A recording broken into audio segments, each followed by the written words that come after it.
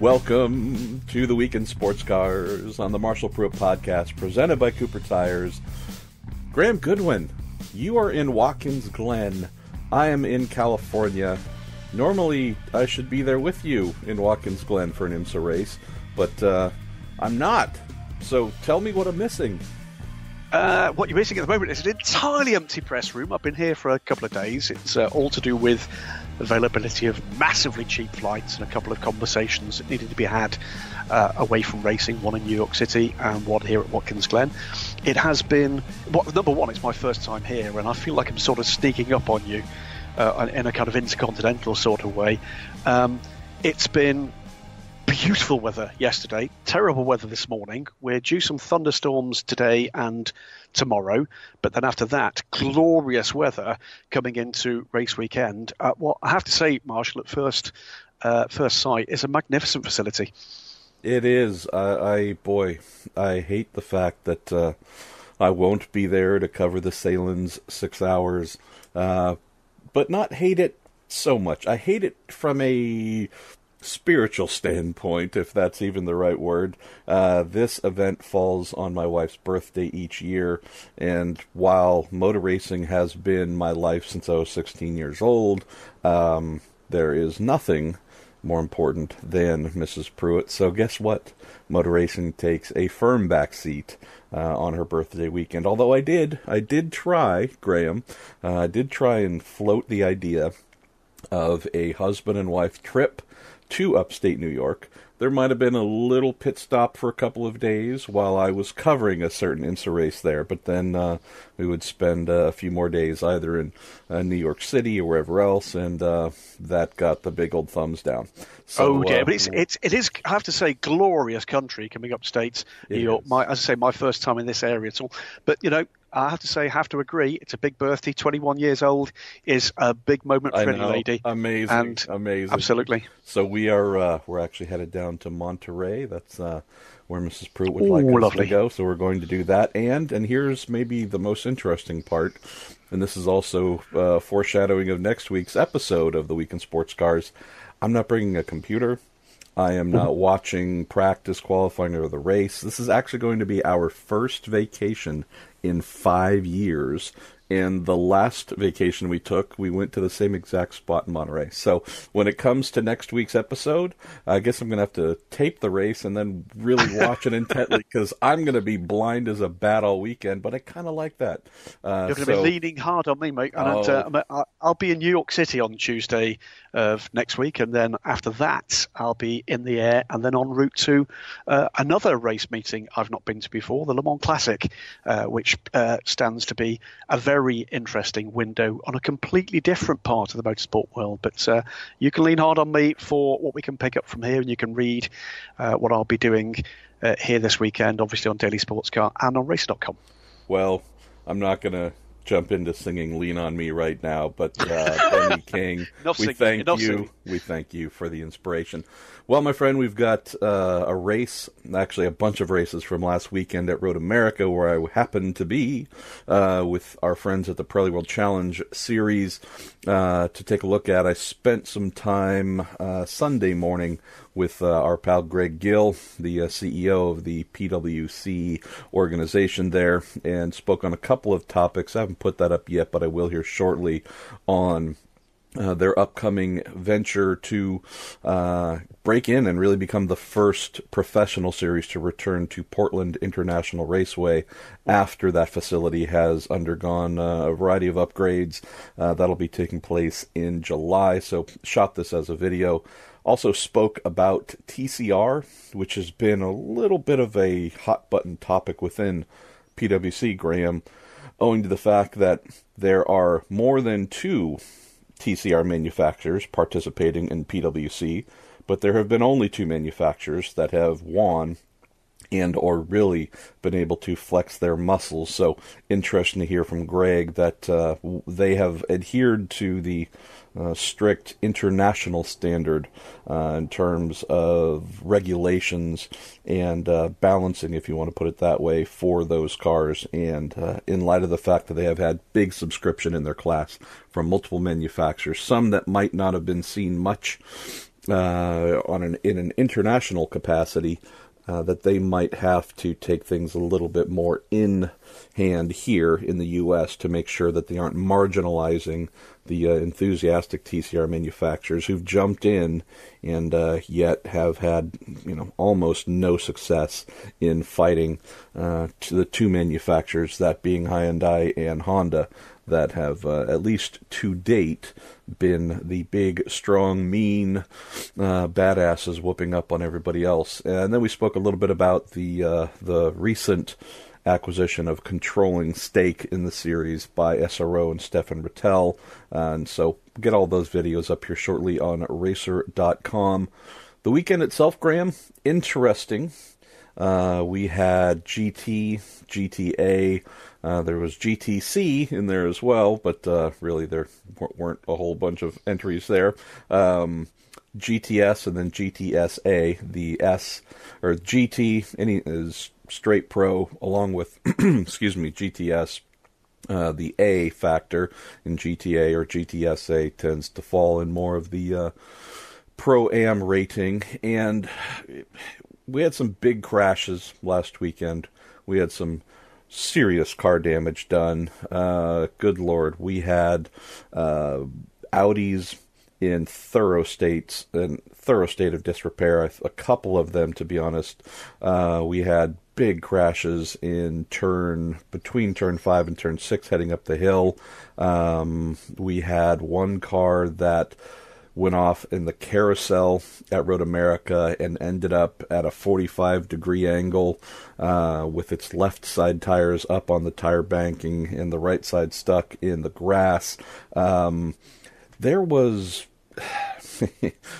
behind a lot of great racing up front in GT, for example. The first round on Saturday, Alvaro Pruett was victorious on Bentley Continental GT3.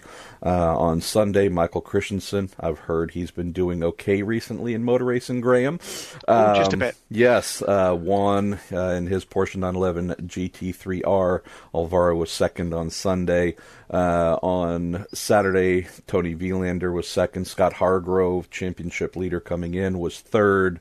Daniel Mancinelli was third on Sunday in his Ferrari. Interesting weekend in that we had some great fights up front in GT, the marquee classes, Graham.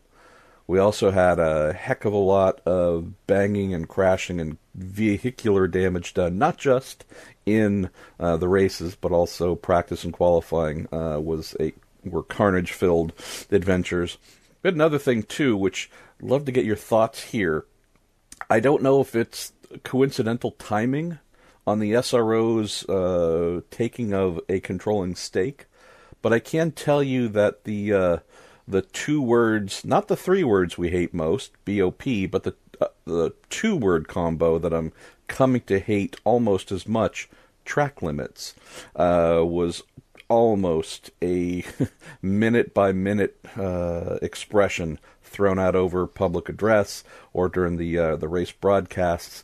We had times thrown out in qualifying for exceeding track limits. We had constant mentioning of cars exceeding track limits or being warned that they are getting at or near the comfort level of race control in regards of track limits.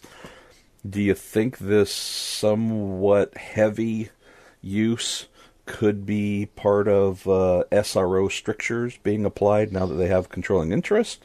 Or do you think maybe folks are just going a little bit wild in Wisconsin?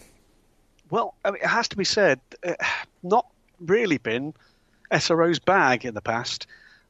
Pretty famously when racing at Paul Ricard at the end of the Mistral straight and through scene. No track limits applied there at all, and cars going massively wide in recent years. But I think it's a current trend across international motorsport, MP. I mean, it's certainly somewhere that our good friend Redwater Freitas with the FIWC, the LMS, and the Asia Le Mans series, of course, including the Le Mans 24 Hours, is very much on his mind. It's certainly an FIA bone of contention, and it's very fashionable, it has to be said, in national motorsport in the UK. So whether or not that comes with the SRO branding, not really something I'm aware that they are particularly specialist in. Fair enough. But it tends to be. I think it's one of those ones that when you've got a series that perhaps has been having some issues with accidents and maybe even a little bit of discipline, that tends to be an area where race control and stewards will tend to focus on as being potentially part of a suite of answers. Yeah, so again, I don't know if this was just a bad weekend, and hopefully we'll hear less of the track limit rhetoric at future PWC events, but I know that as that series continues to seek a wider audience and grow in popularity, I mean, if there are like clear, massive, crazy offenses where, as a result of going off on this part of the track, or we told you not to, you improved your lap time by some drastic number, I think you're actually hurting yourselves by giving folks, serious headache trying to follow along, saying, wait a minute, this car is not where he just qualified or she just qualified because of something at some corner I probably didn't see and don't fully understand. As we get into quite often, Graham, sports car racing is seemingly created in order to adhere to rules, and I also think that at times maybe seeing the bigger picture of, is this in the best interest of the sport? Not the competition, but the sport, and how we grow and or become bigger, better, etc. And I'm curious whether folks realize that maybe sometimes the over-reliance on rules and policing of those might actually limit growth compared to inspire growth. Well, I mean, I guess the biggest piece I've written in the week since we recorded last week's show, MP, took, in fact, a two-part look back at Le Mans 24 Hours, 10 things that I thought were really rather wonderful about it, and 10 things I think the organisers need to think again. And easily more than half of the ones I think they need to look again fall within actually the subtitle of micromanagement, and just basically placing too much reliance on ever more complex levels of rules to try to in some way manage the show. I just don't think it's working. I think what I think you need to do is let clever people be clever, and yeah, I do think there's a kind of drip down effect into national and continental series from that kind of area. I'm not going to go on about BOP or equivalence technology or anything else. For me, it's part of the big picture, and I think what's been forgotten here is it needs to be entertaining, yes, but you need to treat people with a degree of intelligence as well, and people are seeing what's been done around new pit stop rules and governing things like fuel stints, etc., and I think it's beginning to remove parts of our sports that people hold dear. Yes, you should always go and look for new audiences. Of course you should. Of course, we're in the entertainment business, and of course you want that bigger national and international audience, but you should never, ever forget the core. Never forget the core. The one thing we're learning from geopolitics at the moment is how important is a core level of support to retaining credibility and loyalty. And that's something, I'm afraid, our friends around international motorsport at the moment probably is a lesson they need to learn from politics. I'll add one little bit to this, and then let's get on to the rest of the PWC successors, those who happened to have great success last weekend. I think of sports car racing as motorsport's version of jazz more often than not, Graham. I'm someone who loves jazz, specific eras of jazz, mainly 50s and 60s, bebop and such. And that passion for it came as a result of a massive education in jazz, actual college course to learn the history of jazz, but then also with our instructor who was a jazz musician who was able to break down everything that we were hearing, why this structure worked, why this person came in here, how that person came in there, what came back later, etc. It was a highly technical breakdown of this orchestrated and also highly creative, unscripted form of music that I think I can safely say most people can't stand. Because you go, what is this? What in the? I mean, this just sounds like a bunch of cats and dogs like running through, cymbals and woodwind instruments. What the hell's going on here? And that was my approach. I couldn't stand it, didn't want to hear it, nothing whatsoever. And I think the average person is that way, because unless you have a deep-seated passion in wanting to know this and have spent the time to gain the education so that you can listen and intently know what is happening to then unlock one's appreciation for. That's why Tony Williams is one of the world's greatest drummers, period, or Wayne Shorter on the saxophone, or whomever. But there was a really significant education that was required up front to be able to get to that point of appreciation, Graham.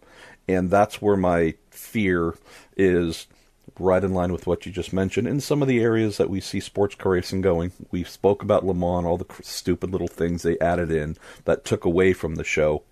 And whether it's exceeding track limits, whether it's BOP, that's maybe my growing concern, that in a general sense, sports car racing is pushing farther towards jazz, where, boy, if you want a new person to enjoy it, they really have to make a personal commitment to dive in and become a scholar of this form of motor racing to then be able to appreciate it.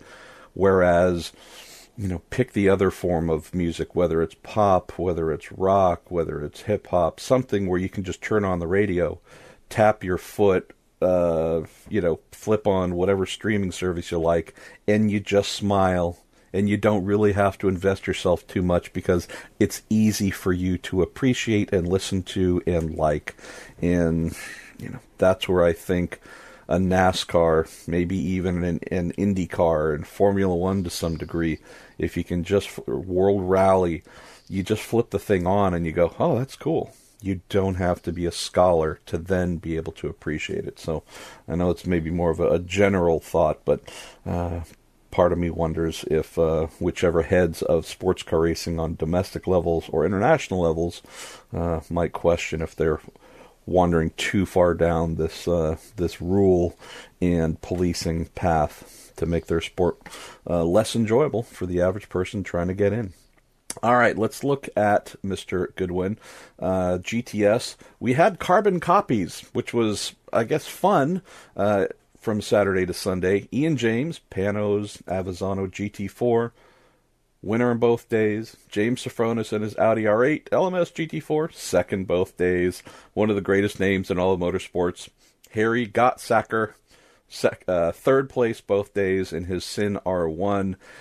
Great racing, honestly, in GTS as usual, but Ian James with a nice big front engine lump, V8 in that Panos, able to capture victory both days. So fairly clean there. GTSA, you had Mark Glennon win on Saturday. James Clay, former Steadfast World Challenge participant who's moved over to IMSA's Continental Tire Series for most of the decade. Popped in on a free weekend, played, had fun, finished second in his BMW M4 GT4. And then on Sunday, which is fun, someone who's driven for me once in an endurance race, Wisconsin's Jeff Courtney, won his home race in his somewhat aged Maserati Gran Turismo MC GT4, ahead of our pal and voice of sanity Mike Headland in his Audi R8 LMS GT4. Mike was also dinged for track limits as well. So I thoroughly enjoyed the World Challenge portion of the IndyCar weekend at Road America, Graham. The thing that I probably enjoyed most was the fact that once the headlining act was done, whether it was Friday, Saturday, or Sunday, you did not have the somewhat common routine of folks running for the exits. You had big, healthy crowds that stayed and watched and considered everything that was being offered as part of the package to enjoy. So that was the other thing. Beyond who won, in the various classes. I loved the fact that Road America Racing fans were tuned in and bought in just as heavily to PWC as they did anything else. So probably why it's been a just such an important stop on the calendar for any major racing series. Let's transition to where you are this weekend, my friend. We have IMSA starting to meander towards a championship finale here. I mean, granted, we are talking October when the championship does draw to its final conclusion, but in terms of big major rounds with all three classes playing, there aren't a ton of those left on the schedule, this weekend being the third of 4 North American Endurance Cup races. We have that to consider as well. As you probably know, Graham, I've never cared about that whatsoever. The NAEC part, I've readily admitted that. I mean, look, you're there competing in a race. I don't care if where you finish in the race adds points to some other artificial championship, but that's fine. But 42 entries for Watkins Glen, 18 in GT Daytona. We have 8, a rather compact 8 in GT Le Mans, and 16, a number that I definitely like for Prototype. This is still healthy, mate, without PC, which was, always good for adding a fair number of cars to the grid. I have to admit, I'm looking at, the 42 cars here for Watkins and saying I think that's another sign that IMSA has found stability compared to a little bit of the fluctuations we've seen in recent years on car counts. I hope so, is the honest answer, because, I'm not here by accident. I'm here because, this is at the moment an exciting championship to come and watch, talk about, comment upon. And you're absolutely right. There's, with the exception of, 8 is enough in GTLM, but if you got below that, you'd start thinking and worrying a little bit, wouldn't you? It perhaps needs a new injection. Of course, Aston Martin talking about what might happen in 2019 already. But, the 16-car combined P2 and DPI grid in Prototype is certainly, I think, where a lot of people's attention will be taken. There's still that open question about what it is that IMSA are going to do about the continuing issue of balance between the DPIs and the P2. I had a very interesting couple of conversations at Le Mans 24 Hours, both with IMSA representatives and with some teams around where they stand with that one. And I think there'll be more conversations to be had in this paddock, particularly with the P2 teams, MP. Which of them will, be lobbying still for that parity? Which of them will effectively roll over a little and bow to what I think a lot of people believe is the inevitable, that P2 will effectively become a kind of pro-am part of the Prototype grid, and which will switch to a DPI, because I think that's the other part of this one. What's up for grabs? Well, it's continued stability. It's the international relevance and attractiveness of the banner events that IMSA have got. And I think that's a magnificent part of this calendar. It's, make no mistake, when you're talking to teams and drivers in Europe and across the world, when you talk about the programs that they might have, one of the standard questions is, are you going to go and do Daytona at any point? And there's a number of European P2 teams at the moment who are very actively considering that. But one of the reasons they will put in front of you to suggest that they're in a kind of a bit of a holding pattern is to find out what's going to happen about the way that the future of this class will be structured from 2019 onwards. So there's a lot of open questions. It's absolutely fair to say that the teams are very actively engaged in it, that IMSA are, as you'll know because you've written about it on more than one occasion, MP, that they are fully aware of the issues on both sides of the debate. And here we get another opportunity to see just how close or otherwise those P2 cars are going to be. And this is where I guess there is an additional opportunity that perhaps we haven't had in one or two of the regular races, because we do have here, for instance, United Autosports, and their car was first off the transporter this morning. Their number 32 DPI made its way down from Indianapolis, where it's been looked after by Andretti in the periods between races. That with a very high quality driver lineup with Bruno Senna, who has raced here before, Paul Di Resta, who hasn't, and young Phil Hansen, who continues to impress with his steps forward. That is a credible piece of opposition on pace to a number of those DPI teams. The key question, isn't it, MP, is whether or not the P2 basis has got the pace of a DPI against the current balance of performance that's been doled out.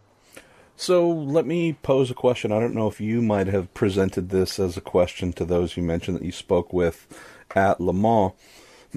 Any thoughts, Graham? If we get to Rolex 24 2019, IMSA has laid out effectively a class within a class structure, P2, Pro-Am, DPI, Full Pro. And we have what I think we could expect, the DPIs being the faster of the two vehicles. Again, our quasi version of LMP1, just meaning that it would be the top and fastest car vying for the overall win, barring calamity and a P2 breaking through.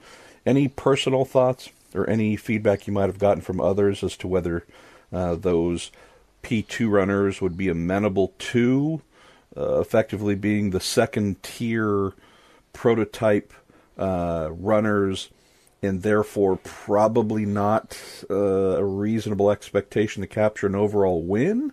Or do you think that might be something where the United Autosports, the Jackie Chan DC Racings and such would say, so I'm going to spend all this money to go there, and I'm effectively just kind of playing, second act here compared to the bigger class yet again? Well, I think that there's two answers to the question. It comes down to basically where the money is coming from to field those efforts. There are the odd one or two teams with a solidly AM driver that are certainly still open and amenable to coming. One or two that are currently in P2, one or two that are coming to P2, because make no mistake, there are at least two teams that will be added to the LMP2 field in the European Le Mans Series next year that are currently not in that class. So I think in some ways the experiential part of it, come on, race at the Daytona 24 Hours, one of the world's great endurance races, still holds that appeal.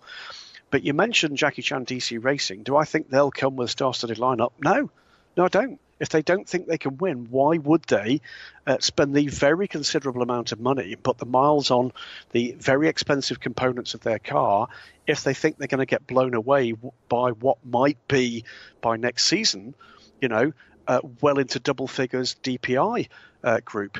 Do I think we might see the odd team switching to a DPI? I think we quite possibly might. And in particular, if we do have other programs actually emerging, then the opportunity might very well be there. We don't know, do we? The Ligier Nissan platform, which is obviously a customer engine deal, we don't know about the level of availability there. We do know that whilst it is not the work of a moment to convert an LMP2 car to a DPI, it is certainly possible.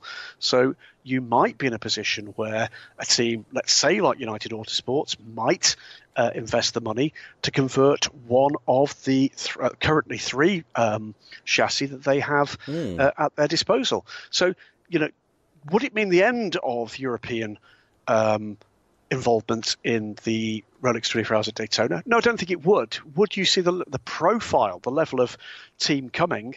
More likely not, unless those teams have a program that allows them to invest in machinery that might be reasonably up for the win. And you name-check United. I think United and their collaboration with Andretti, they've got a very handsome new hauler here, by the way, for that effort. It'll be interesting to see where that takes them. They're not doing this for no reason. As we speak today, United Autosports have just announced a 4-car attack on the Asian Le Mans Series in LMP2 and LMP3. Asia. Stop attacking Asia. But it just goes to show, doesn't it, there's real ambition there. We don't know a lot of detail yet, whether or not that might embody some part of the other strategic alliance that they've got with Walkinshaw Racing Down Under in V8 supercars. But, there are teams out there with real ambition, real commercial ambition. And if they can find the commercial package to come to those great races at Daytona, at Sebring, here at Watkins Glen, at Petit Le Mans. They like those big four races. If they can put a package together with either a competitive P2, which, make no mistake, would be their preference, but if they can't make a P2 competitive, then the other two options are find a DPI solution or don't come. Maybe I've been chasing the wrong topic with Zach Brown all along. Maybe it's not two-car McLaren Racing IndyCar program. Maybe it's a two-car full-time United Autosports IMSA program. I think I've just been wandering down the wrong path the whole time. Dang it, Graham, it's your fault. I think they would be very open to a collaboration with Andretti for a full season in IMSA. But it does depend, doesn't it, on just what the kind of cost of that machinery would be. They do have at the moment 3 Ligier JSP 217s, one of which has stayed in the United States. It's here now. The other 2, which are their European Le Mans Series cars. But I guess the issue here is that's a big chunk, isn't it, of the commercial questions and realities that you've got to ask yourself. You and I both know Andretti have been looking for an IMSA program for some little time. Oh, yeah. They've been close to at least 2. Factory affiliated, shall we say, GT3, GTD programs in the last 4 or 5 years. Very close indeed to at least one of them, and probably more besides. So they've been looking, but that's not what United Autosport are looking for. They want a prototype program, and they are very happy indeed with the way things are going with Michael Andretti's happy band. I think there might be some interesting things to come in the weeks and months to follow.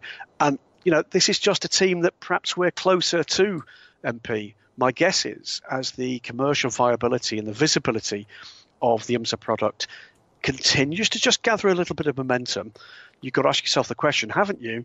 Who's next? Who's next? Well, I know what's next. Questions. Go on. We've got questions. We get questions every day. Let's jump into our favorite part. And I tell you what, brother, you do have some things that you need to do in Watkins Glen, and I have some things that I need to do. We could spend 2 hours answering questions across the old tweeters and the book face.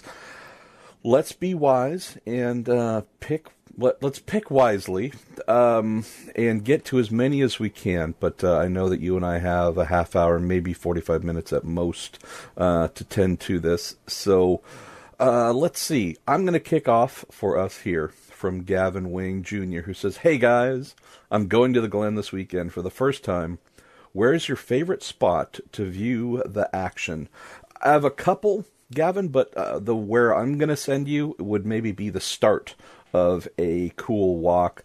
I would say if you were to go to the bus stop on the inside, go to the inside of the track, go to the bus stop, and you are going to want to go to the entry to the bus stop with your back turned to the cars as they blast down the long straight and make that right. And then, obviously, head down the short little blast there, make a left again, and head down the hill. But watching the speed of the cars on the repaved Watkins Glen circuit coming into and through the bus stop, in particular, the prototypes, and I would say as well, thanks to IMSA's delightful qualifying process of isolating each class so that they go out and get time to do their absolute finest on their own. Being able to watch the prototypes with no traffic just rocket through the entry to the bus stop and then through the bus stop at what seems like only 3 miles an hour slower speed. It is breathtaking. So once they're at the bus stop, you can do a couple things. You can either go backwards and watch the cars and basically go through turn 1, down the hill, and then up through the hill through the short little S's there. That's really impressive to watch from the inside. They don't so much let you get up close on the outside of the track there. But anything in that general area, to me, is phenomenal because of the crazy, crazy speed. And also, if you want to wander over towards the bridge that links the inside and outside of the track. You'd probably want to go on the inside of the final 2 corners leading on to the front straight. There is some really impressive speed on display there as well. So, I mean, it's a crazy high-speed track to begin with, Gavin, so you're not going to be disappointed, I think, just about anywhere, but in particular, bus stop is... Yeah, if you aren't mildly scared, then there might be something wrong with you, because it's a beautiful thing to behold, and it's also a little bit of a rarity. It's not often you get to see cars going that fast, demonstrating that much grip, both from their Continental tires and the aero loading as well, and just maintain that speed. It happens in a flash, but boy, it is truly impressive. And I know, Graham, that you're hoping to go for a lap of the circuit here since you're there for the first time. So maybe just saying, sometimes it's about lunchtime there, which is often when crews go and grab a bite. There might be a DPI just sitting there. If there's just crack on. Loose security, you might go find out for yourself and report back. Do they have keys? I know they're kind of, do you have keys? I could just get it and go. Just grab some pliers and you can probably break the little thing on the steering column and touch the 2 wires could possibly together. go wrong? Absolutely. Hot wire a DPI, Graham. That's what I'm suggesting. Absolutely. Let's see. And we have... couple more questions here. Let's get one from I got an Adam Bowen one, which is quite an interesting one. Adam sends some good questions. Absolutely. Corvette hasn't run on a 6-hour WEC race since 2014, and that was the one-off at Austin from memory. And with the BOP seemingly not in their favour, what has prompted Corvette to suddenly decide to make a trip to China? Market. It's as simple as that. It is immense. The reason we go to China, whether or not it's mine or anybody else's favourite race, which, by the way, it isn't. I do like the view from the press room. It's one of the best in the world, the big bridge over the grid. But it is all about market. And I'll give you a for instance. 2 or 3 years ago, I was invited along to make a presentation at a sponsor event for a brand called Pakelo. Pakelo. It's a name that, if you look closely, has been on AF Corsa's cars for many, many years, from the very beginning of AF Corsa coming into GT racing. Specialist family-owned oil company, lubricants company, not widely known to the wider public, but successful in a range of specialist areas. And I had a chat exactly this question with the managing director, and he said it's very simple. If we got a foothold into the Chinese market, the potential there is to better our global sales for all time. So if you get in there and just make, a mild introduction to that marketplace, the market is so enormous, even for specialized products, that they stand to effectively double their business. It is an enormous potential marketplace. Global geopolitics and global trade aside, that's one for another day and another podcast. That's why we go there, because you can go and do business. And ultimately, for very many people involved in the sport, that's why they do it.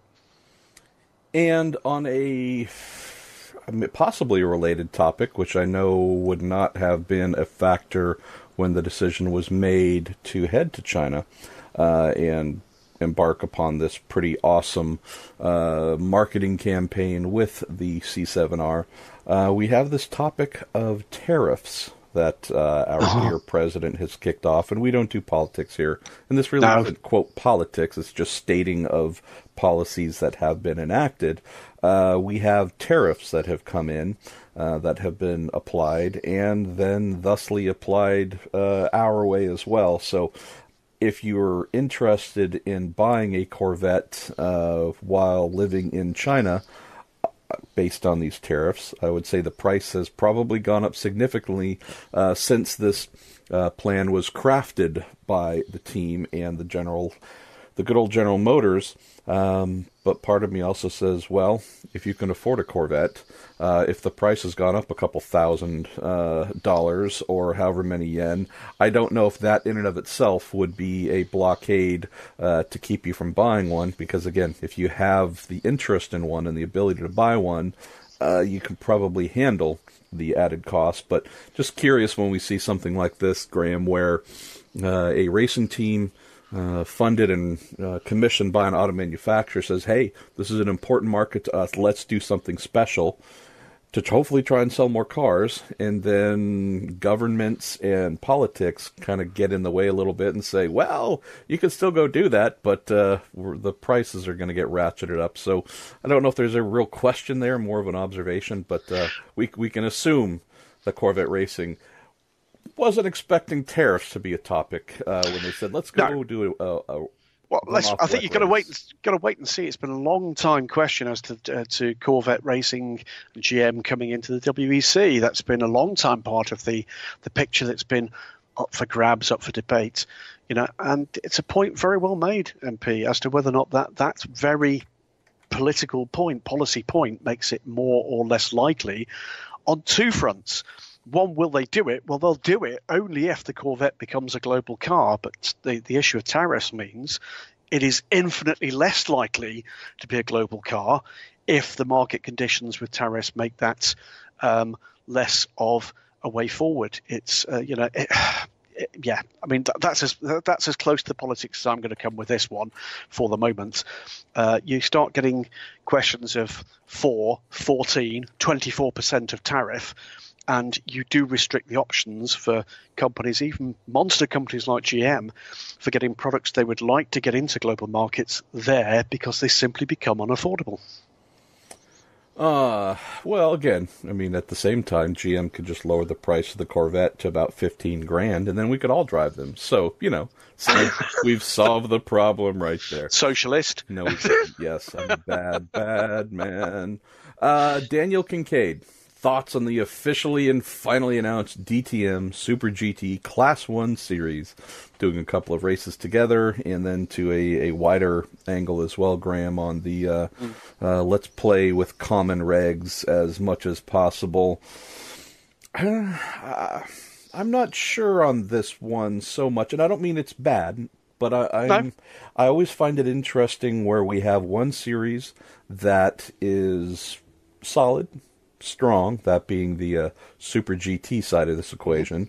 We have the DTM, which is about to lose Mercedes-Benz and lose a number of cars on the grid. I haven't heard of a replacement manufacturer ready to step in and fill those spots on the grid. So just always interesting to me when you have, hey, let's combine stuff as much as we can, and it's not coming from a place of shared strength across both entities. How did this strike you?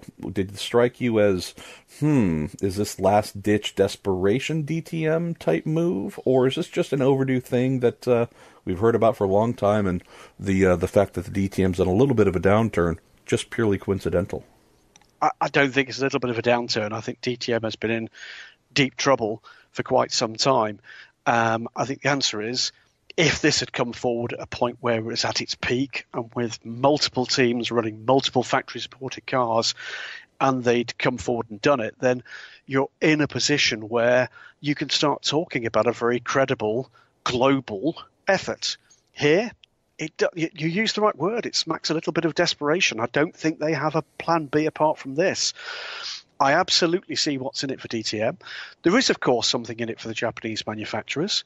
There's no doubting that. But I think it's a big, big, big step from where we currently stand, which is DTM, a remorselessly national championship, remember, without a great deal of global appeal beyond its borders.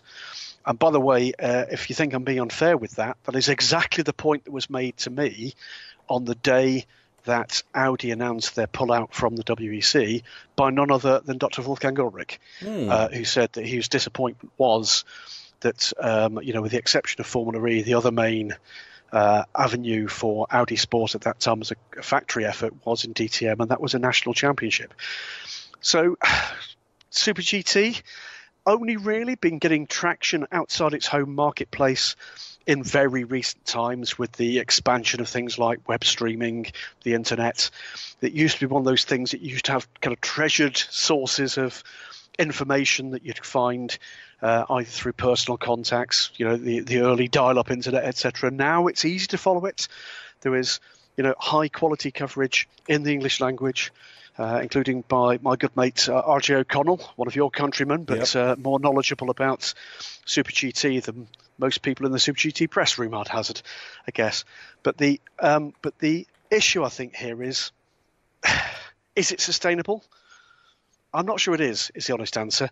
What happens if you do get the Japanese manufacturers coming to Germany? Would it still be a national or indeed a regional continental series, or are we talking about something global? In recent times, talking to a range of people, including, by the way, to FIA President Jean Todt, I think he was taking some convincing this is a sustainable plan. I think DTM have got to bring a lot more to the table than they currently are. They're bringing two manufacturers, I have to tell you, neither of which I'm completely convinced are welded to the concept of DTM. And I think if one of them showed weakness, I think they both bail on it as soon as night follows day. I'm not convinced, I'll be honest with you. I'd love it to be credible. I'd love it to be something that we could celebrate that was credible and sustainable. I just don't see it. Well, there you go. Definitive answer. I love it. Where should we wander next, my friend? Why don't you take a pick? And let's have a quick looky here. Here's one from Michael Wallace regarding the IMSA WeatherTech Series, the LMS WC. How do the teams, and for that matter the organisers, determine the car numbers? Now, I'm pretty certain that they request a car number. Yes, at least here in IMSA, those are requests placed with their entry for the upcoming season. Obviously, there are some that have been historically granted to teams. If we think of Colorado Sport, they've been number 54, whether it's been with a GTD Porsche, a PC entry, and now in prototype. I think if good old Goodwin and Pruett Motorsports showed up, filed an entry for whatever class, and put in number 54, I think we would probably get number FU back, because that's kind of the domain of a long-standing and upstanding member of the IMSA paddock, unlike us. But yeah, for the most part, it's exactly for the most part, it's 100% requests, but then there's also those that have become part and parcel of certain teams' programs. But remember, we have had from time to time some oddities where you've got teams. For instance, at the moment we've got a couple of teams doing dual programs in the LMS WC. Highly unusual, by the way, to have duplicate numbers across those two seasons. It's not something I've noticed previously, but we've got at least one car, the 28 car, from the TDS racing team in WEC runs as 28, runs as 33 for the races it's doing in the ELMS. We had the very first WEC race, the infamous, if you like, double dip race with the IMSA series. I think it was still ALMS, but it was still ALMS, wasn't it? The ILMC and ALMS. Indeed. Yes. Now that race at Sebring, you may recall, MP, we had potentially three cars with the number 55. So we actually had 55, 155 and 055 all in the same race. So there are ways and means in which you can work your way around them, but on the entry form, there is certainly a place where you can request a running number. The final decision, though, is from the organisers. Yeah, when you have race control call car number 55 to pit lane for a stop and go, and you get three cars showing up in the box, that's maybe a bad thing. And I will also note that on our Weekend Sports Cars little cartoon promo graphic, our silk cut Jaguar purple shaded prototype, as done by our friend Roger Warwick, is number 00. So maybe that is our entry number. Maybe we need to just file the entry. We won't send the money, Graham, but we'll just submit the paperwork just to send the message to IMSA that if we ever did have the money, 00 and the most famous 00 ever. I'm completely drawing a blank. Dick Dastardly. Oh, well, there you go. There you go. See? If there were wacky races, you're looking at them right now. Dastardly Motorsports, brilliant. Let's see. Doug Bonham. The IndyCar silly season has included discussion of which races are added or dropped for 2019, and the WEC has had some discussions around returning or shifting in a post-superseason landscape, but there's been little in the way of discussion for IMSA, any rounds in danger of dropping off the calendar, etc., or possibly those being added. I have to admit, Doug, I have not burrowed in on this topic as much as I should have at this stage. I can tell you that anecdotally, I have not heard much in the way of change. Could there be slight shifting on the calendar itself? Yes, meaning could something go forward a little bit or go back a little bit, but I have not heard much, honestly, in the way of actual dates, races coming off and disappearing, nor have I heard anything major of a big addition to the calendar. We know that Road America is the traditional spot for IMSA to announce its calendar and whatever major plans for the following season. So that isn't, it's not too far away. I mean, that's coming up at the beginning of August, so we are effectively 5 weeks or so away from that.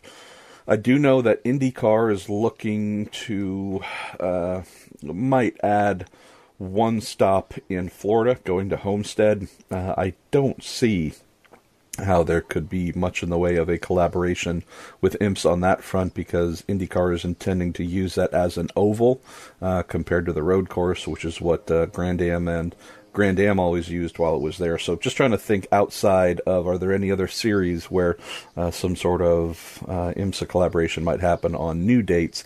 I can't really think of one. I mean, Portland's the only event host that has really cropped up, Graham, and tried to get back into that game. It has World Challenge coming, as I mentioned earlier. IndyCar is going there over Labor Day here at the end of August, beginning of September. So provided those things go well, it wouldn't shock me to see Portland on the schedule at some point in time. And it was part of the IMSA calendar back in the day. I just don't know if that would be a 2019 thing or if that might be 2020 if it were to happen at all. Well, I mean, certainly speaking for the WEC, obviously we've got a lot of big decisions to come after the end of this super season, after the 29 Le Mans 24 Hours. We've got a very stable calendar in the ELMS, albeit we've swapped one Portuguese circuit at the end of the year for another in the last couple of years. I'm a firm exponent of the date equity bit that's mentioned in the question. I think that does work. But equally well, I think you've also got to give yourself the opportunity for, not necessarily expansion, but perhaps geographic expansion. It comes down to who is going to support the product. Where do you get the best show? And for me, if we were working our way back towards, let's say for the sake of arguing, an 8-race WEC, when we get back to stable 12-month calendar, I'd like to see there being space on that calendar for a new circuit with a 1 or 2 year contract rather than a 3-year contract, to see whether or not they can bed in and support the product. I know Sepang are very, very interested indeed in attracting the WEC. That's why we see the All Malaysian crew in the number 37 Jackie Chan DC Racing Squad. It's exactly what I want. I want a venue to be hungry to do something with the product, because you know what? It is entertaining. You need someone with a bit of vision to get it there and promote it to an audience that will come along and pay at the gates. People at the gates. That's a very important That would be nice, part. It's a highly underrated part. Can I go with the next one? Please, take the next two. It's John Sable, who asked a couple of questions about the extraordinary Volkswagen IDR efforts at Pikes Peak last weekend. And, it's not directly sports car racing. It is a sporty-looking car. Romain Dumas breaking the 8-minute barrier for the first time. The 9-minute barrier only broken 5 years ago. An extraordinary time in this all-electric prototype. There's one question, I couldn't find it here, but it looks like a prototype racer. It is a prototype racer. It's actually the same chassis as the car that Romain won the race with, or the event rather, last year. It's a Norma CN chassis albeit highly modified. As part of the contractual exchange that happened with Romain and his team, that chassis and all the data that they've put together with 3 previous wins at Pikes Peak came as part of that transaction. And indeed, the car is something like 15% based on that previous chassis. As for the technology that goes into it, no doubt now, with the benefit of hindsight, I think they knew what was possible here with that package. But the narrative going into Pikes Peak was all about beating the electric record. Well, it smashed the electric record by a full minute and beat even Sebastian Loeb's record. Lest we forget, in an 850 horsepower Peugeot Special just 2 or 3 years ago, beat that by a full 16 seconds. So extraordinary stuff. It does show, doesn't it, MP, the pace of development of the electrification of the automotive product, and in particular the racing product. Could this be part of the answer for racing moving forward? Well, clearly it can. It is. It's here. It's now. It's with Formula E and the ETCR product that people are looking to develop, and a range of one-make products. Are we yet at a point where we're ready for that with endurance racing? Not yet, but it's certainly part of the vision for the future. For now, I just think, VW did an extraordinary thing in terms of the package.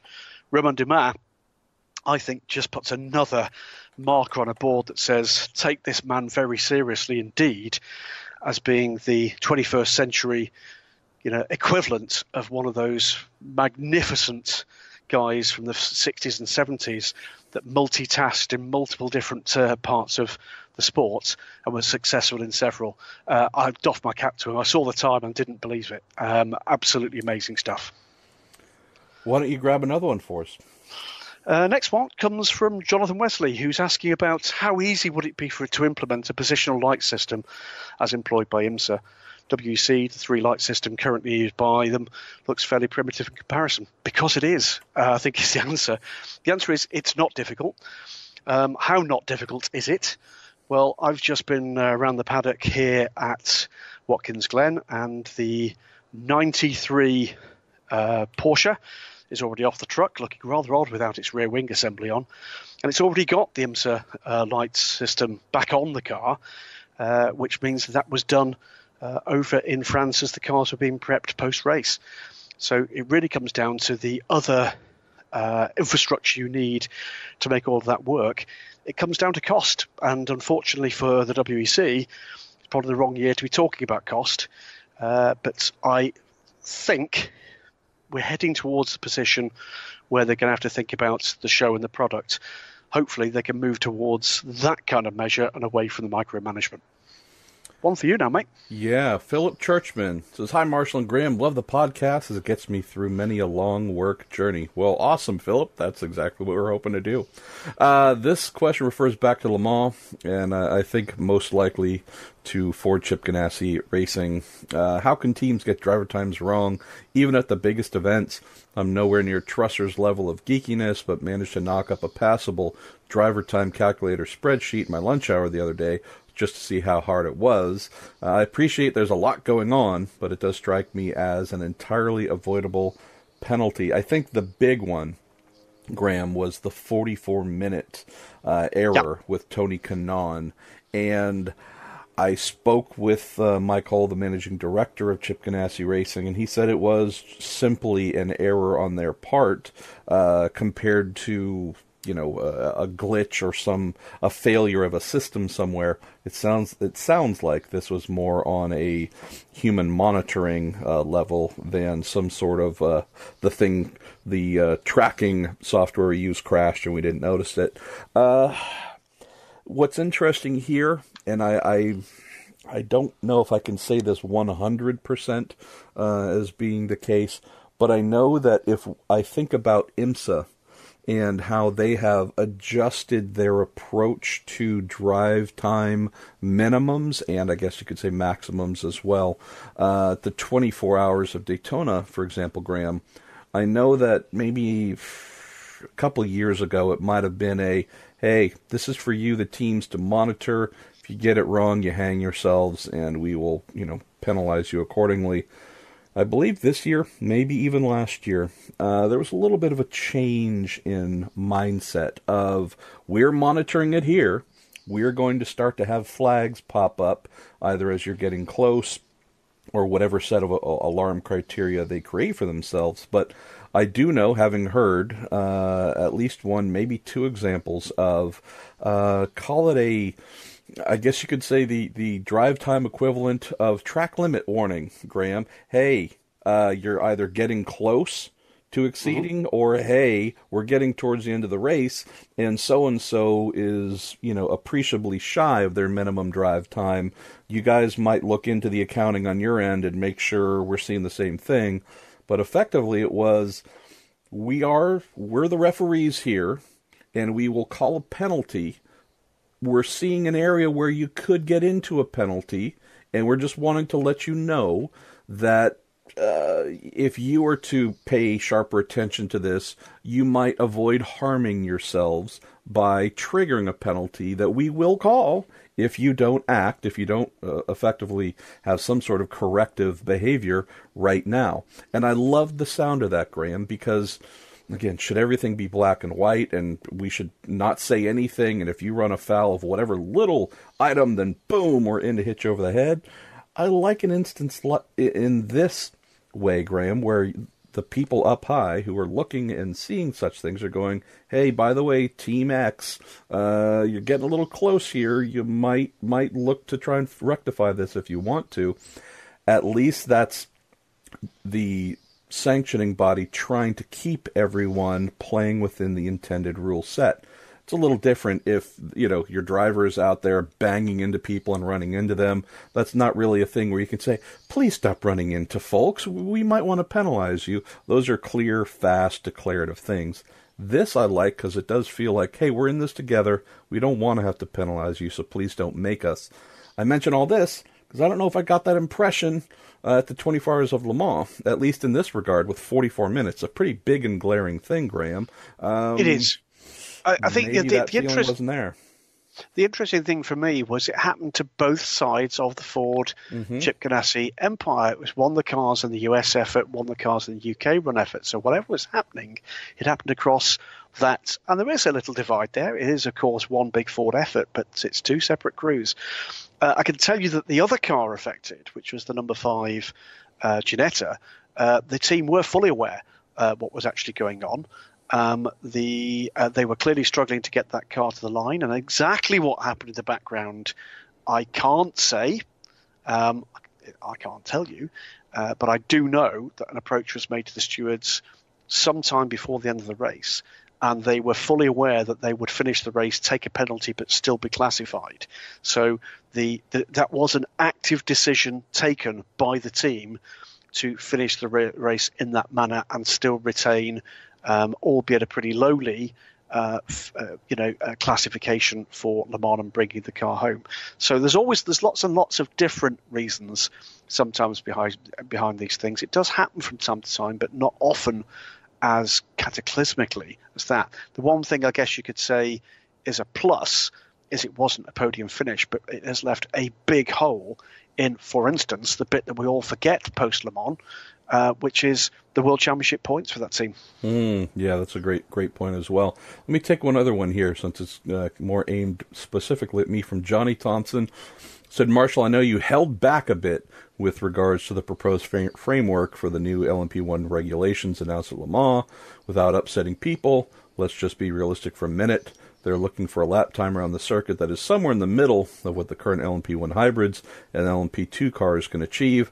Am I the only one sitting here thinking, I bet that's exactly what a DPI would do right now for half the cost or less of the proposed budgets of the new LMP1 regs? I know interpretation is a highly subjective thing.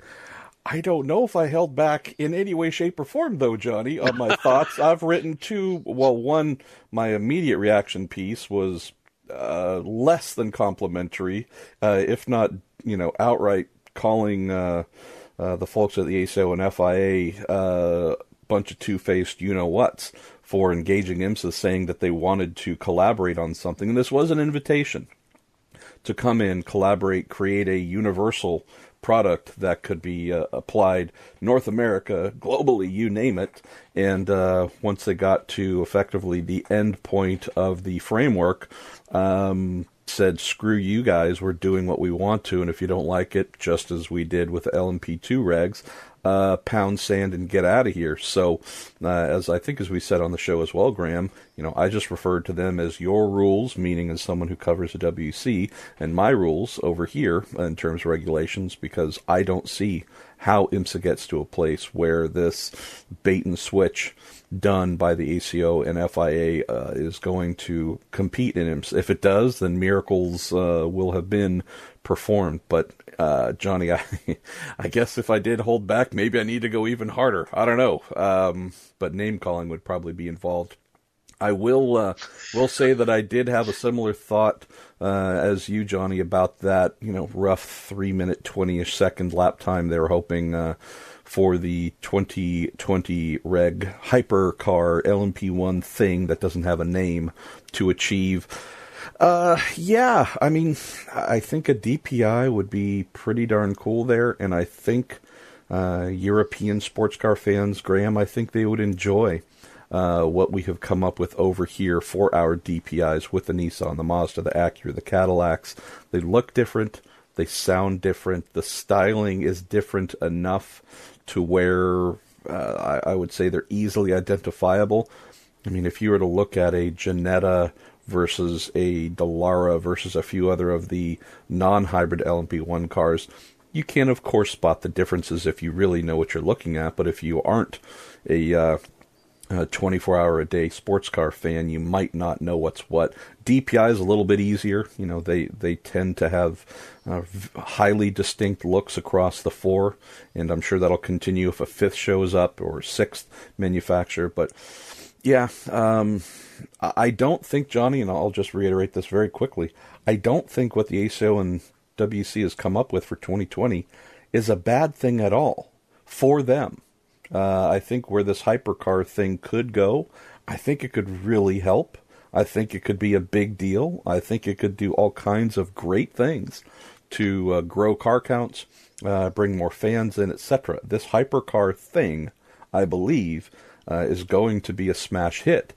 Just where the negativity and frustration comes from on my side is they sure as hell didn't keep us in mind, and so that's why I think we're going to end up sticking with IMSA out on a DPI island that cannot go to Le Mans ever. So anyways, that's let me close that off, Graham. I tend to agree with you, I think, on all those points. I'll say, I think I've said it before on the show, the one thing that disappoints me about DPI, which is they're not different enough in terms of looks to their LMP2 counterparts. There's that aspect of it that's from where we started. I have to say that the seeing the reality of those cars outside of the color schemes that come with the cars, the end product visually for me is a disappointment. I think there could have been more done in terms of that relevance. And by the way, there's a couple of questions about relevance. Relevance matters when your budget's coming from the marketing guy.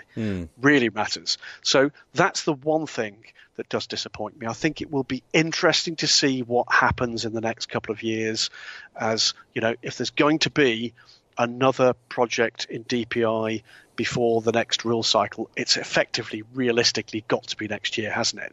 So let's wait and see. We know, speaking to a number of people involved, that there are at least 2 chassis manufacturers that are confident that they've netted at least one more. Now, exactly when we might hear about those, let's wait and see. But there's at least 2 chassis manufacturers in conversations I've had with them in the relatively recent past, in one case the remarkably recent past, that are confident that they are very close indeed to confirming another project. So let's wait and see what happens with that. Do I think they could be competitive? Yes. Do I think they'll be allowed to be competitive at Le Mans, whether invited or not? No, because ultimately What I'm afraid we need to deal with now as the reality of the situation, in exactly, by the way, the same way that if there was a guest appearance by the Tota TS050 at the Rolex 24, they would not be allowed to do what they did at Le Mans and run away with that race. Of course they wouldn't, because that is the biggest race in the IMSA Championship. And what needs to be treated as a reality is that Le Mans is the biggest race in the WEC. And it will be a car that is relevant to that championship that will be effectively given a position where it is the most likely car to win, and that is an LMP1 car. So that is the reality. The answer you will get, should you get the opportunity, and if you do get the opportunity to speak politely to any of the guys involved in the AC or the WEC, feel free to do so.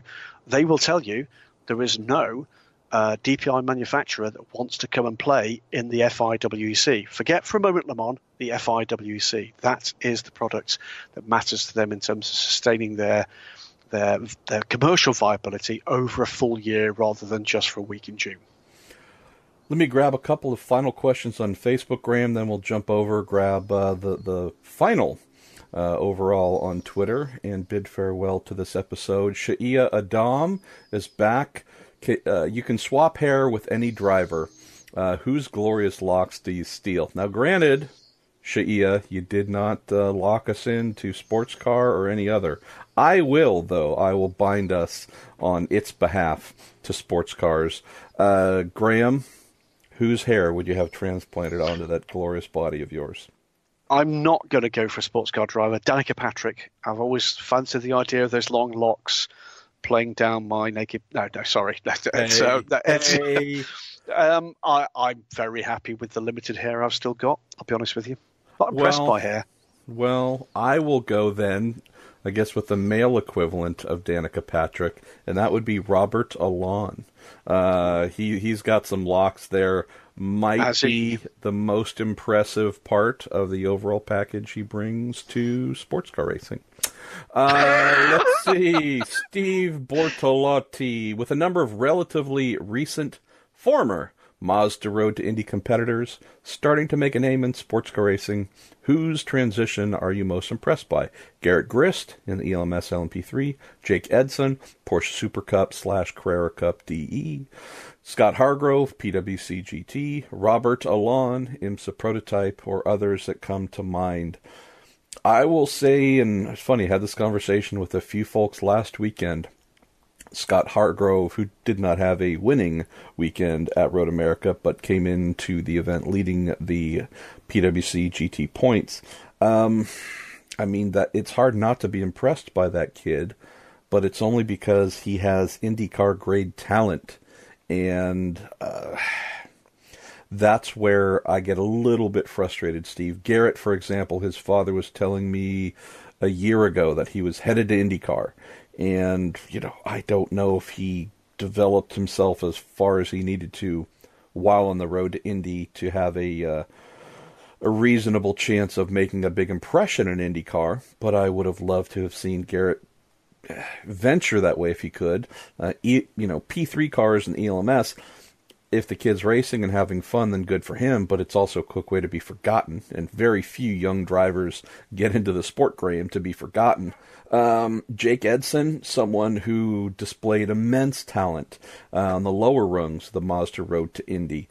He's another one who, with the funding, I think could have become a very serious contender up through Indy Lights. Can't say about IndyCar because, again, he had to jump off the ladder sooner than was optimal.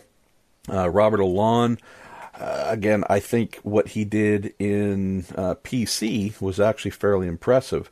Jumping over to Lexus in a GT car maybe was not the most impressive thing I've seen, and his penchant for running into a lot of things has only worsened, I think, in prototype. But Hargrove, to me, is the one where, if he is not on a short list of sports car teams, Graham, to hire in bigger and faster things, or hopefully IndyCar teams saying, maybe we love what we have in Robert Wickens, could this other Canadian be a real, more of a diamond in the rough than Wickens? Because Robert had a lot of schooling at the sharper end of things with Mercedes and the DTM. But Hargrove is one where I think he can be a future champion in any IMSA discipline, World Challenge discipline, etc.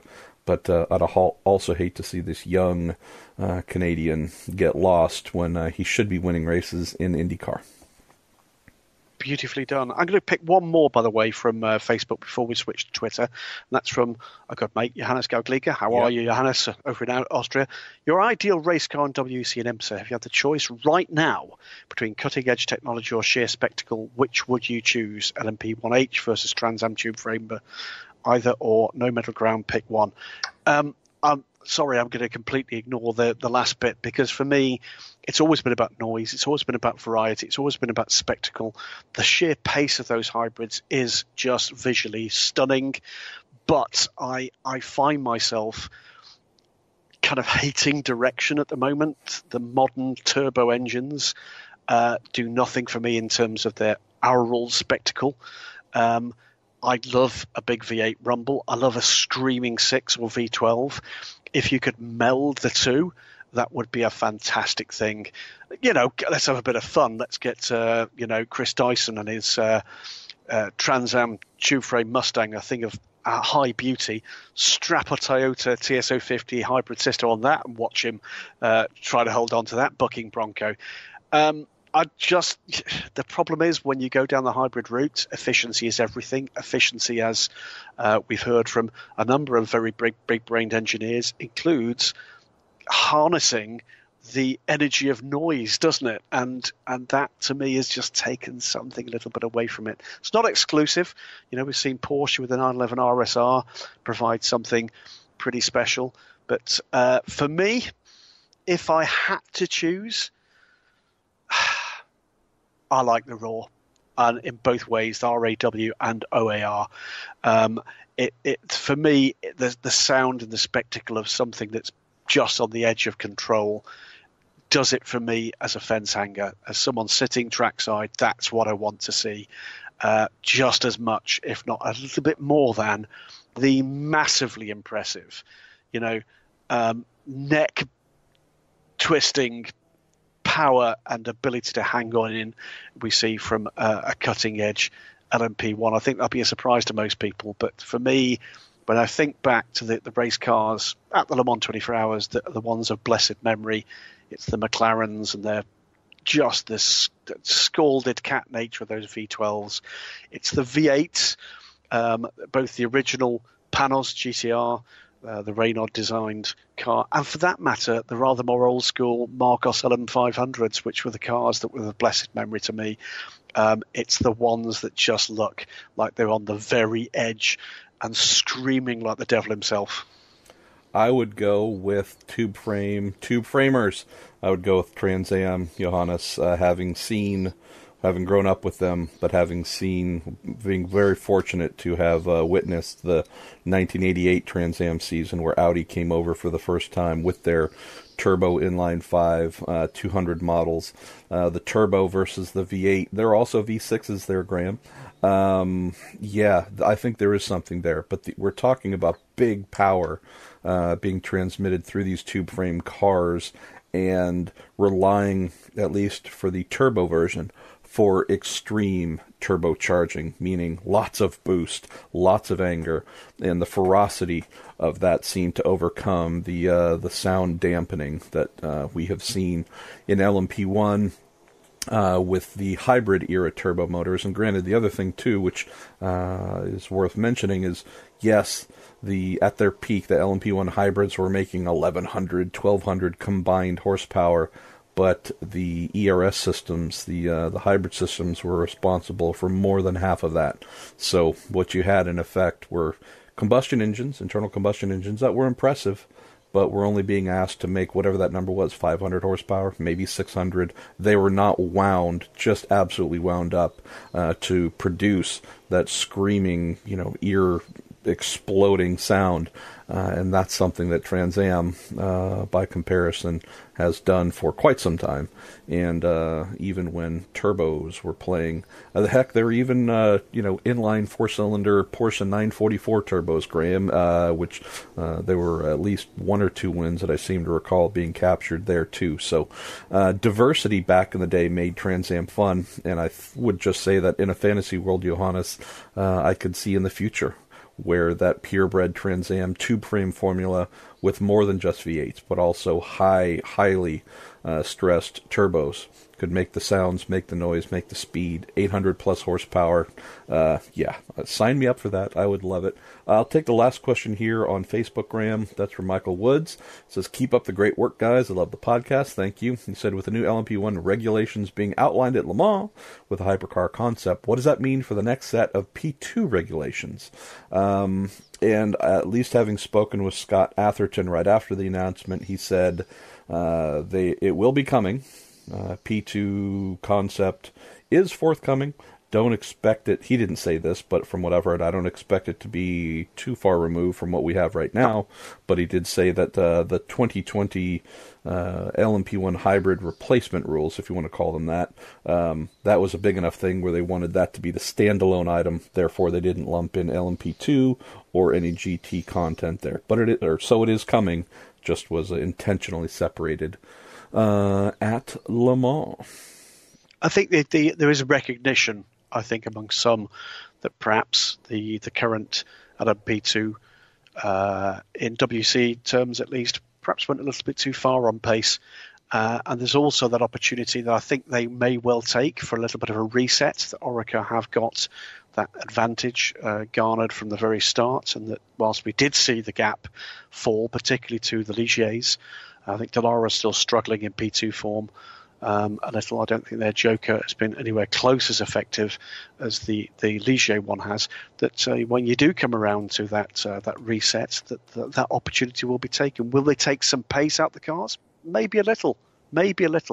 There is that opportunity for a meaningful gap, because we could find ourselves with those factory-backed hypercars, the customer versions of that, because that is something that's built into those regulations, with the powertrains, the hybrid powertrains, having to be made available at a sensible lease price to privateer teams.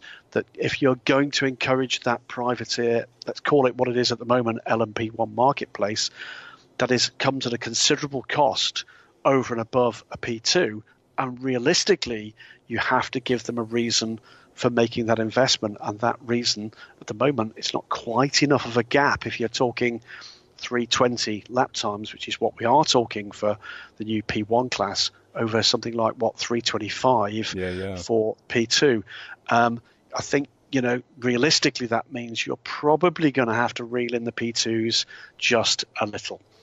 So, funnily enough, Graham, I haven't really noticed this function before on Twitter, but I found a little button to click towards the bottom of our episode thread where folks have sent in great questions, and one said, click here to show any sensitive tweets. I've seen that one. Or anything that may contain offensive language and whatnot. So I clicked on it thinking it was probably someone telling us off that we're horrible, which would have been kind of fun. But instead, so this might be the give us some feedback on why you might have had this one filtered out as bad. This came in from Jeremy Ghosh, who says, for drivers in a Ferrari or Lamborghini, what is the reason/advantage for entering PWC over Ferrari Challenge / Lamborghini Super Trofeo? So I'm just curious, somewhere in that collection of words where Twitter's filter said, that there's negativity, cursing, or otherwise in there. Maybe, I don't think Ferrari's a bad word, but maybe Lamborghini's. It's not the word. It's not the word gauche, is it?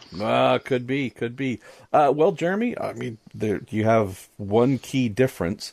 PwC offers a professional outlet if you happen to own a Ferrari or Lamborghini in GT3 configuration. I'm trying to think of whether they have GT4 configurations folks might use, but PwC is effectively a professional championship that also has amateur classes as well. Ferrari Challenge / Lamborghini Super Trofeo.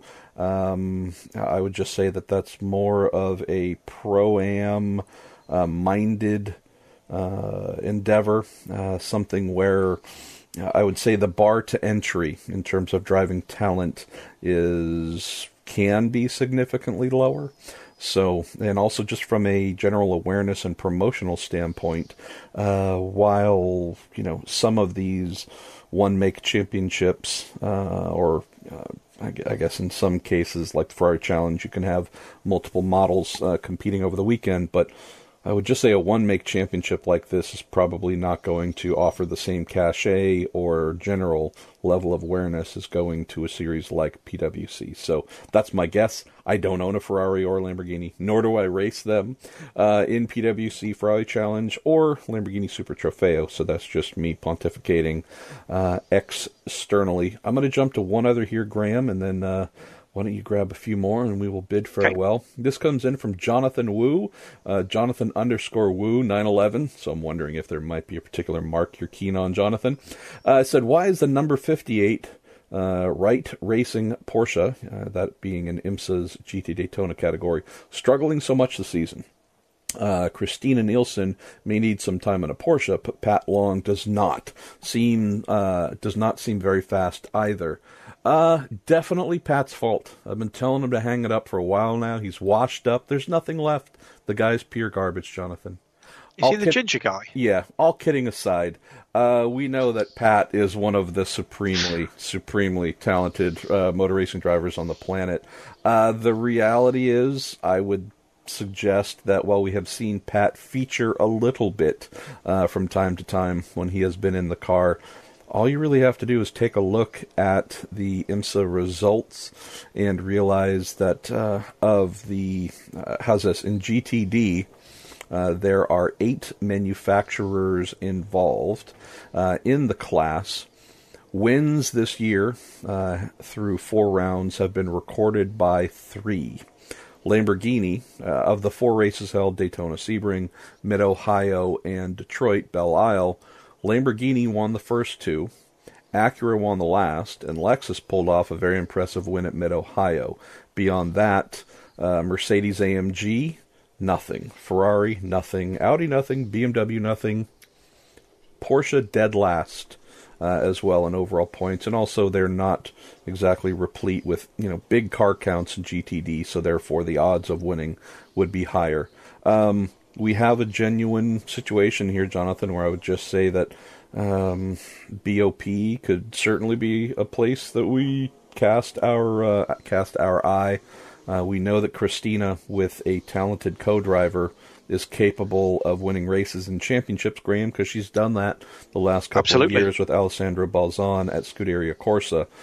Move Christina over to the Wright team with Patrick Long in a Porsche, and all things being equal, another championship should be well within their grasp. The fact that it isn't and hasn't been, again, should tell us that these might be issues out of their immediate control, preventing them from getting to victory lane on any kind of consistent basis. And it's not by any means, a coincidence that Porsche are presenting yet another evolution to their 911 GT3R package. That car will debut in non-homologated form later this year. It's not. I think they're aware that perhaps the current package needs a little bit of assistance, but that is what balance of performance is supposed to be about. It'll be an interesting conversation to have, as I inevitably will have with Christina. I'm, hugely, a huge amount of admiration for her achievements in IMSA racing. I worked pretty closely with her dad back in his racing days, and great to see him in improved health when I bumped into him earlier this year. And rather oddly, when I did work with Christina's dad, his co-driver was Pat Long, back in the day, and that now I think about it, it's a decade and a half ago. Pat, was a young Porsche factory driver making his way in the world at the time, and I have massive admiration for his talents and for what he's done with a number of emerging semi-pro drivers. in the past, including Patrick Dempsey being one of them, and getting Patrick to the stage where he had realistic expectations of podium success in the World Championship level in GTM. But it'll be interesting to hear what they've got to say about the trials they've had this year. And interesting too, we got Robert Renard, of course, back here with the team this weekend, and it was Robert that had that horrible bit of luck at the very start of the Rolex 24 Hours of Daytona car coming in with serious damage from, I think it was the green flag lap, wasn't it? Yeah. Where he went off at the bus stop and bumped into Christina, went to see what was going on with the car, and her face just told the story. They've just not bounced back from that, have they? Let's wait and see what the guys tell us with that. That'll be part of the wash-up, I'm sure, for the season to come. Looking forward to seeing whether or not they can turn the form book around a little bit. And with a longer race format, maybe, and 3 talented drivers, maybe we'll see a better result for the season for the Wright Motorsport crew here at Watkins Glen. All right, let me walk us through a few more here on Twitter. Right Turn Lover, thank you for always sending in awesome questions. Serious question first. The social media outings of which sports car racing entity, driver, team, media person, etc., do you enjoy following the most? I just like someone with a sense of humour and sense of, look, Nicky Team, bonkers. Absolutely bonkers, but comes up with some absolute crackers from time to time. Sean Heckman and Ryan Eversley, they're here this weekend. They'll be doing a public version of their, I know you did one for the Marshall Pruett podcast, but they're doing public dinner with racers here at Watkins Glen. Looking forward to that one. Looking forward to meeting up with those guys. Those who are listening now who will be in Watkins to, I believe, turn up for that one Friday evening, and I apologize if that's wrong. Check out at DWR Show on Twitter, and we should have the info. But come and check it out. They're going to have a bunch of drivers and guests and fun and food, I believe. So absolutely free food. That's all you need. Free food. But it's exactly that. It's why I like doing this. It's why I like doing Midweek Motorsport. It's why I like doing Twitter. It's basically people stepping away from the very serious business of performance to just emphasize the human. I'll tell you a cracker for this, not necessarily one that I'm recommending to you because he's always like this, because he's highly professional. Oliver Jarvis yesterday putting out there on Twitter that maybe it was a mistake to put his race suit in the wash at home with his daughter's spangly fairy outfit. So we are going to see Razzle Dazzle 2 this weekend with Oliver Jarvis, just with a little bit of sparkle, perhaps before he even gets into the car. I can't wait to see whether or not there's any evidence of that one. That's what I like to see. Social media is about being social. That's stripper glitter dust. His own, though. That's absolutely. But for me, it's the social aspect of social media. That's what it should be about. It shouldn't always have to be deadly serious. Here's the news, blah blah blah. We're not Anchorman here. What we're doing here is reaching out, and for me, that's what I look for, is someone that perhaps doesn't take themselves too seriously. The zany, wacky bit, it's fine. I don't want to see that all the time. I do want a kind of little bit of information in that stream as well. But for me, it's people who can show a little bit of humanity. I would, yes, follow your favourite race drivers. The likes of Alex Brundle's always fun because he doesn't take himself too seriously. He has got that aspect to his character that does see the side of things that, he doesn't take himself too seriously. So, the usual suspects, I think it's fair to say. Of course, I enjoy the likes of Ryan Eversley and Sean Heckman and, a Nicky Team and Jordan Taylor for that matter. But I like to see some of the guys just sharing the farcical in their everyday lives as superstar race drivers, team owners, you name it. I do want people to just show us that perhaps the carefully controlled world of international motorsports sometimes has that kind of funny side. I'd like to see that coming out in social media too. There are two filters that I use, Graham. One is I enjoy some of the folks that you mentioned just now. Those who are funny and do or say funny things, those are the folks I'm attracted to first, because I just love it. That's a big part of my sensibility. those who try to be funny and are always looking for, hey, I need to do something that will make people laugh, those are the things that, at least for me, are the least appealing, because it's hollow. It's not actual. There's no humor involved. It is artifice. And so I genuinely try and tune those things out right away. I also, again, just personal filters, which this might just be me, no one else, so it's useless info. But if there's a downside to social media, it's not restricted to racing or sports cars. For some folks, social media has become their best friend, meaning I'm mad or grumpy about something, and rather than venting about this to my boyfriend, girlfriend, wife, husband, or pal, this 140 characters or Facebook has become that friend where, damn you, my flight's late, my Uber driver this, whatever atrocities of the world have been visited upon said person or media outlet, they view social media as the place where they need to tell the world something wrong or bad has happened. And okay, sometimes I'm certainly guilty of this, but sometimes not putting things, sometimes not using social media is a great choice. Actually saying, do I really need to put that out there? Nah, maybe not. Pictures of food, MP. Don't like pictures of people's food. I just don't get it. Yeah, to answer, to give maybe a one name that I'll offer, and it's probably because I just really enjoyed seeing a lot of what he has been posting in recent days. That would be photographer Wes Dunkel, who looks after Ford in their GT program, along with Bob Chapman, and I know has some other clients as well. He's a huge lover of the Blue Oval, so he'll post whatever photos he's taken or that he likes of Ford. That isn't so much the thing that I like about what Wes tends to post.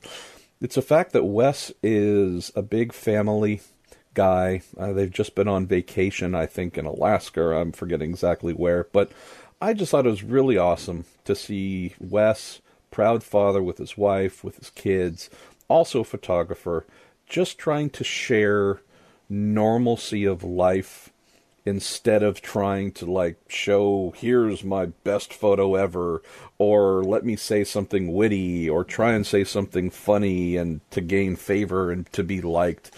It's just a sense of purity of, hey, it's social media. Okay, so I'm going to share some stuff.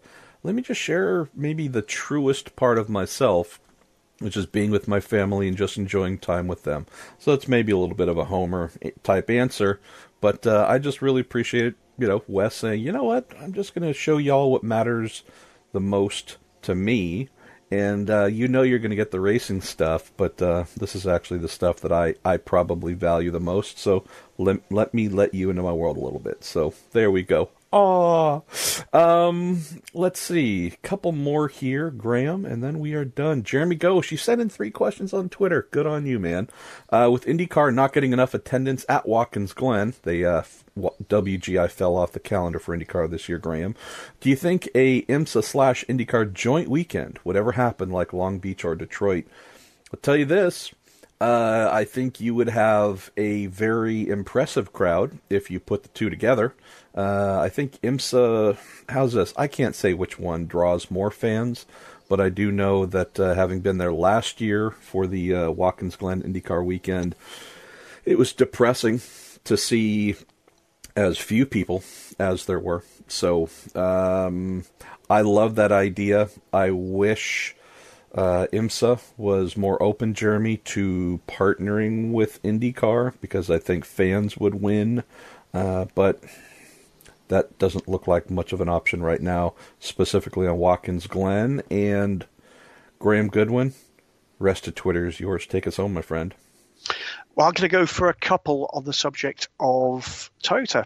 First is from Chris Lowe at Agile Architect, who says, thinking back to Le Mans, would LMP want to be more interesting or compelling class for spectators and pundits if Toyota hadn't been there? It's a very interesting question, but I'm going to say no is the honest answer, because we come back to it. I mean, why would you pull back the best car and the best team out there because other people have decided not to go? It's not their fault that others didn't step up. It's not their fault, by the way, that none of the LMP1 privateers, with or without that rule set, would have been able to challenge them anyway. Pulling aside from the fact that, frankly, too much was done to emphasise that gap, the reality is, even if it hadn't been done, the reality is that Tota would have won that race. They ran almost the perfect race, with the exception of Kamui Kobayashi missing the pits and having to go around again and getting, frankly, what was not that convincing a penalty for doing one extra lap. But the reality is, best team, best car, best technology, spectacularly well-run effort, deserved their win. I'm delighted they got it. We'll put the Fernando Alonso thing aside. We've talked about that enough. A lot of very, very good people have tried for a very, very long time to bring that home for Toyota, and I, for one, am delighted they managed to do it. So, no, I think it would have been a less compelling class. LMP1 non-hybrid, by the way, struck me in year one of this recovery of being a little bit like LMP2 became some years ago. It will improve. There will be some changes to come in LMP1 non-hybrid. Whether or not the rule makers decide to make those changes, watch for some things to come in LMP1 non-hybrid in the second half of this part of the super season. There are going to be some changes to come. The final one will go to Justin Henderson, who says, do you think the boffins at Toyota Gazoo Racing would make a TSO 50 Evo pursue lap records after the car was no longer eligible for the top class? If so, would it be at different tracks than the Porsche 919 Evo, or trying to beat them at the same tracks? Oh, that would be interesting, wouldn't it? Dear me. We do know that whatever happens with the hypercar formula, that they are looking to just turn the wick down a little bit. Not that much, but a little bit. That could be interesting, and maybe. Well, look, here's something engaging. Maybe with Tota still, if you like, in the WC ACO family, maybe that's one that we might see as part of a glorious end to this adventure, to this chapter of endurance racing. Maybe they get the opportunity to do it Le Mans. Maybe they get that opportunity. Porsche, I don't think, will. The difficulty, of course, with Le Mans is that there are very finite times that track is closed for. There are only 2 race meetings where they do close the whole track, and that is the Le Mans 24 Hours and the Le Mans Classic. The Le Mans Classic comes every 2 years. This is one of them. 2 years from now, wouldn't that be something? That would be a big something. With nobody else on track, not at the Le Mans 24 Hours, but perhaps at the Classic, I'd love to see it. I'd love to see ultimately what you could do with the whole thing wound up, and I don't know, put Kamui Kobayashi or Kaz Nakajima in that car, set the trousers on fire, and let them go for a lap. That would be quite something. Would it be sub 3 minutes? Why do you enjoy lighting people on fire? First of all, Goodwin, you mentioned that somewhere often. It's just a thing. What happened in your childhood? But ultimately, would it beat 3 minutes? Of course, it would beat 3 minutes. No doubt at all. That I think you put any of the current Porsche guys in that 919 tribute and sent that around the Le Mans 24-hour circuit, it would beat 3 minutes. We're still waiting to find out what will happen with the Nordschleife and when that might be. And then more to come, including, by the way, if you're stateside, Rennsport reunion. And I gather all of the drivers will be there, and all will be going out in the 919 tribute at some point over that weekend. It's drawing people from far and wide, including my good mate Skippy from Australia, coming over for that opportunity to see those and other fabulous cars around Laguna Seca. I hope they do learn that lesson in the same way we talked a little earlier in the show, MP, about people learning lessons from what happened with Fernando Alonso with IndyCar, and that being a good thing, a force for good in the sport, of just bursting that bubble and allowing the real, true international superstars to do what the hell they like in a race car. I hope that what Porsche have done will encourage other people to sweat the asset a little bit, to let the boffins do what boffins do best and come up with bonkers ideas and show what technology can really do when you take the plug out. Hope so. Not hearing any signs that will be so. It's not out of the question. I think if Toyota can see what Porsche have achieved, why wouldn't you go pot hunting and try to take the smile off Porsche's face? And by the way, do I think Porsche are coming back into prototype racing? Yeah, I do. I think we're going to see them in a hypercar. Ooh, I like that. Why don't we close actually one more, and from our friend Stathis Gianoris. I apologize, Stathis. As you know, last names can be a bit of a, it's my personal kryptonite. Any chance the ACO would invite the champion DPI car and team to Le Mans in 2019 and race without the restrictions they have now, show them in firsthand what Le Mans is, and push IMSA to adopt next-gen rules? I don't think that would happen because those DPIs in that configuration would wallop the WEC spec P2s, and I think just about every IMSA team competing with a DPI is well versed and understands fully what Le Mans is about, and I don't think that would do a darn thing to get them to opt in to the next-gen rules. I mean, if we're thinking about it, obviously Graham, Tequila Patron ESM has competed there with their car for many years. Mazda has not for a while, but the Team Yost portion of the team knows a little bit about Le Mans.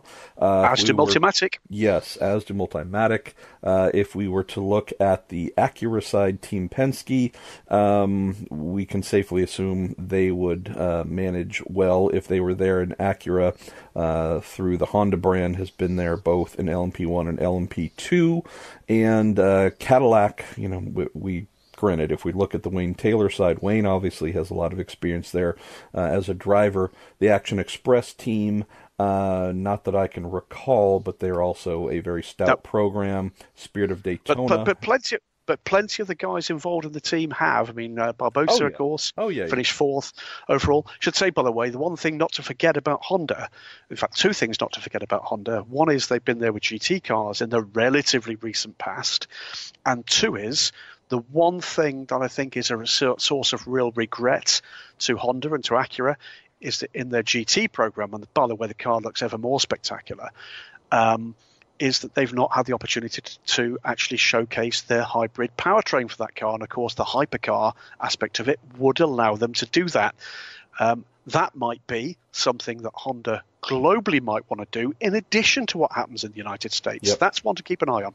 So, Stathis, I think we could safely say that just about every team in IMSA, DPI or not, well-versed with Le Mans, and for those that have vehicles that are not allowed there, I'm sure that the vast majority would love the opportunity to race whatever they have at Le Mans. So, granted, I love the idea of inviting the DPI champ over without the restrictions.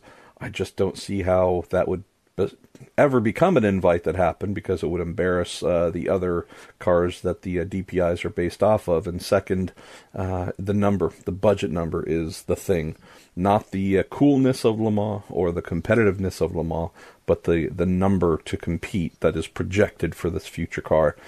That's the stopping point for everybody. So, all right, Graham Goodwin, well, go and enjoy. Hopefully the local area is rather beautiful as well. It's you can go to the utterly gorgeous, Glass Museum in Corning, New York. You can do all kinds of stuff. Good stuff. I'm going to get to it, go and see who's turned up at the paddock whilst we've been recording this, and see what pretty things emerge from the back of very large trucks. For you, we'll speak again, I'm sure, in the immediate aftermath of this one, MP, and we'll speak again on the Week in Sports Cars for the next edition next week. Yeah, because you're going to have to tell me what happened, because I'm not going to be paying attention at all. Woohoo! Enjoy the weekend. Everybody, if you're coming here or if you're watching or listening, enjoy it. And for you and for Mrs. Pruett, happy 21st, Mrs. Pruett.